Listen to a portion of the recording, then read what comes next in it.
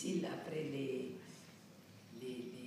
beaux textes si bien lus par nos comédiens, de revenir à la réelle politique. Je n'ai pas de doute sur le fait que les Palestiniens, comme le dit le texte d'André, continueront à se battre jusqu'à ce qu'ils réalisent leurs droits. Je n'ai aucun doute. Mais je n'ai aucun espoir que la diplomatie telle qu'elle est pratiquée aujourd'hui par tout le monde mène nulle part. Je crois qu'il y a à l'origine de la manière dont on fait de la diplomatie aujourd'hui, pas seulement en Palestine, mais comme je dis en Syrie, en Irak, au Congo et partout ailleurs, il y a quelque chose qui est foncièrement malhonnête, hypocrite, menteur, et qu'ils se foutent de nous, ils se foutent des sociétés civiles du monde entier, et à commencer par celle des victimes de toutes les guerres que nous connaissons. Vous n'avez qu'à prendre ce qui se passe aujourd'hui en Syrie, comment on traite quelqu'un comme Poutine, et comment on traite quelqu'un comme Bachar al-Assad. Rien n'a été fait pour arrêter les massacres du régime syrien. Et lorsque vous voyez que le même Poutine, il y a un an, était, lorsqu'il a occupé la Crimée, sanctionné, mis au banc, et que maintenant qu'ils ont besoin de lui en Syrie, il est devenu l'allié, soi-disant, du combat contre les terroristes islamistes. Je crois qu'il y a un besoin d'une redéfinition totale de la manière de faire de la diplomatie internationale, à commencer par les Nations Unies, qui sont un organe qui compte 3 fois pour rien.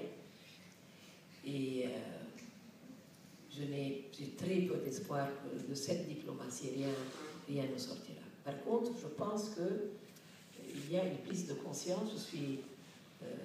Je suis persuadée, je suis moi-même, j'ai 66 ans aujourd'hui, j'ai commencé mon travail politique il y a presque 50 ans, et on ne savait pas dire le mot palestinien. On disait les Arabes, les réfugiés arabes. Et je pense que le combat des Palestiniens et de tous ceux qui les ont défendus dans le monde arabe, en Europe, en Afrique, ailleurs, a fait qu'aujourd'hui tout le monde connaît la question de Palestine. C'est de quoi il s'agit. Ce qui manque aujourd'hui, c'est que cette opinion publique qui est majoritairement très solidaire, inclus d'ailleurs dans la société israélienne, comme le dit le texte d'André, comme le disent les jeunes qui ont rencontré les militants israéliens qui luttent avec beaucoup de courage contre l'occupation. Ce qui manque, c'est que cette force du mouvement de solidarité internationale, des sociétés concernées, de ceux qui se sentent responsables, puisse avoir un effet sur le monde politique, les instances, les institutions politiques, les tribunaux pénaux internationaux, les recours qui sont, je dirais, la réalisation de décennies de lutte de tous les peuples contre le colonialisme. Parce que la Cour pénale internationale, ce n'est pas seulement les États qui l'ont voté, mais avant les États, c'est ceux qui en ont fait un instrument de jugement des crimes de guerre. Et il y a des recours, mais il faut qu'ils deviennent à tout prix accessibles à tous. Et le mouvement du BDS, la solidarité internationale, font partie de ces instruments dont se sont emparées toutes les sociétés civiles concernées et libres de s'exprimer.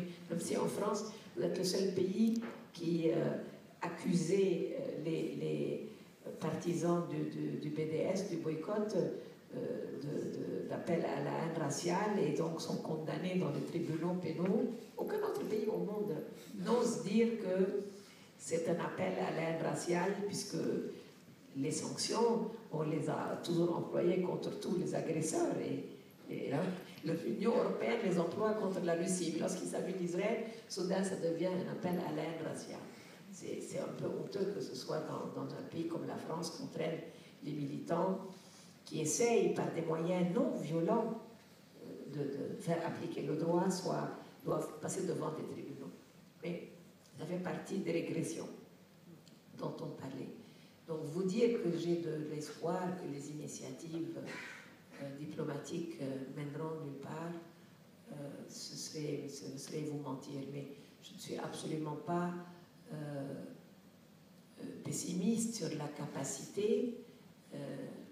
Tout à l'heure, je ne sais plus qui d'entre vous a dit que c'est quelquefois, justement, lorsque on n'a plus de recours dans des solutions comme la diplomatie internationale, qu'on ouvre des chemins nouveaux en politique, qu'on ouvre des expressions nouvelles, d'autres moyens de rectifier les rapports de force dans le monde. Je crois qu'il faut pour se débarrasser de fausses solutions, il faut aller jusqu'au bout de leur incapacité de répondre aux demandes des citoyens du monde, pour pouvoir vraiment créer quelque chose de nouveau. Et je pense que c'est sûrement cette nouvelle génération. Et je vais vous dire, je crois d'ailleurs qu'il y a aujourd'hui dans la jeunesse